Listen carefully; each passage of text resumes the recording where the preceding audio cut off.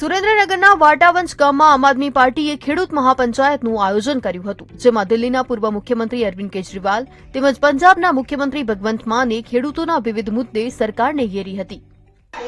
पटेल समाज के भूपेंद्र पटेल को उन्होंने सीएम से डमी सीएम बना दिया। अब उनकी नहीं चलती।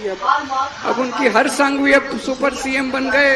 आसमान लोकतंत्र में लोग चाहें तो आदमी अर्श पर और वहां जाके वो हंकार करे, उसमें घमंड आ जाए तो लोग कहते हैं आजा बेटा फर्श पर, नीचे भी उतार लेते हैं। तो इनके फर्श वाले दिन चालू हो गए हैं।